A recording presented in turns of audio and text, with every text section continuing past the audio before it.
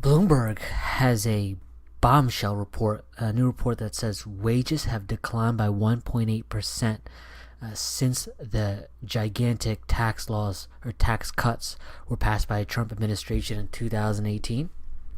And if you follow politics, you know for a while now that Republicans have been spewing this sort of Harry Potter voodoo magical economic plan where if we give tax cuts to the richest people, it's going to trickle down onto lower middle class people because they're going to spend more money and open up more businesses. But that really isn't true because if people are working for dirt poor wages, then it doesn't really account for anything because these people are still struggling. They're working 40 to 60 hours a week just to survive. Now, what's big about this is that they touted that their tax plan is going to help lower middle class people because that's who they supposedly represent. But everyone knows that that's all bullshit. That's why their tax bill has 23% approval rating. They know that's not true. But that's why they're actually abandoning it for the midterms. They wanted to run on their tax bill that we gave you more money back, but no one has seen an increase in their pay. And right here you see the study yourself. Wages have declined by 1.8%. That might not seem like a big deal to you, but it's a huge deal, especially since we have corporate profits at record highs. I mean, this chart right now that you saw earlier in the video of during the end of 2016, Obama was in office, sort of a centrist Democrat, and they're at record highs. And we pay 35% on paper, right? Corporations. That's the nominal rate. That's not the effective rate, what they actually pay. They actually pay just huge loopholes. They actually pay close to 10% or nothing at all. Look at Amazon. Amazon paid zero in federal taxes. They paid $700 million for state taxes, right? But zero in federal taxes. And it's a company that's valued over $700 billion. It might be more now. I mean, his net worth, I think, is at $150 billion, which is insane. I think the next closest person is Bill Gates at $99 billion or $93 billion.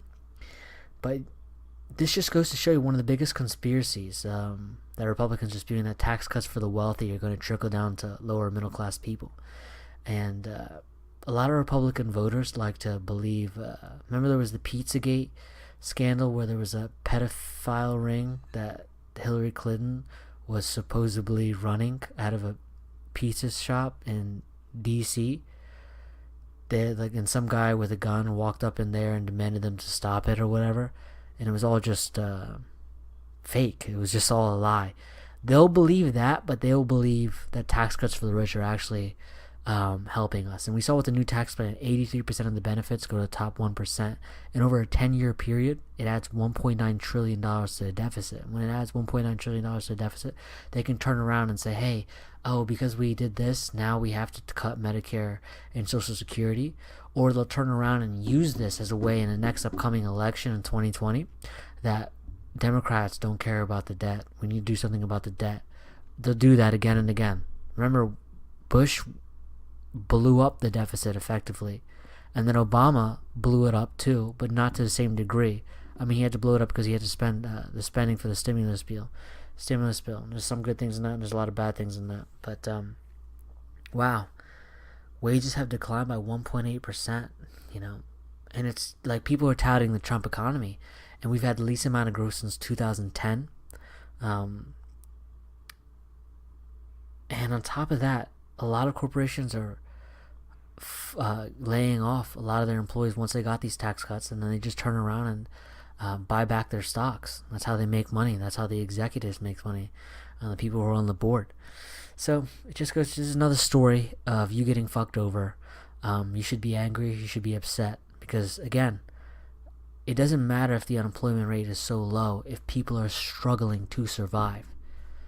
And corporations have enough money to pay people, right? There's this narrative that, if they pay people, then, they pay their employees, then they're going to be out of business and they can't compete. That's actually all bullshit. It's all propaganda and rhetoric. And it comes from some moderate Democrats, but mostly the Republican Party. And we're just in this period right now where it's sort of like a cash grab for the wealthiest industries or corporations or donors, whoever they might be. And corporate Democrats, can't beat them. They can't beat them. Um, it's just sad. How can you not beat this sort of borderline crazy agenda? It's sort of a war on lower and middle class people. When you work 40 to 60 hours a week, you should be able to afford housing and food and healthcare and education. You should be able to afford those things if you work 40 to 60 hours a week. But really, people have to work 40 to 60 hours a week, and they have to choose, okay, do I want food or do I want to pay my rent? Or do I have a medical bill? Do I get that fixed? Or do I make the problem worse? I mean, there's stories of people hitting the lottery and spending their lottery money on their cancer treatment. So it's just sort of a crazy situation that we're in, where we let propaganda take over, and we have really no strong voice or Democrats besides the progressive side of the wing. That's why the party is split in two, and they're going to go to war with each other. There's a new story out that corporate moderate Democrats, who 10 or 20 years ago would be considered Republicans, because the Republicans have gone so far to the right, they've gone off the spectrum, that these moderate Democrats are considered Democrats. 20 years ago, they'd be Republicans. Are now planning to figure out how to stop the progressive side of the wing, the side that wants to get money out of politics, the side that wants to stop exploiting students or young people for trying to want to get education and make healthcare affordable. So, again, wages fall by 1.8% after they said time and time again that they would rise with these tax cuts. So all your money, all your hard work is going right to the richest people in the country. And if you look at history, 1929, 1987, 2008, every major financial crash deregulate financial institutions, making it harder to monitor fraud. Then we give tax cuts to the wealthiest people under the guise that it's going to trickle down the lower middle class, and third but not least, Republican president. So be careful.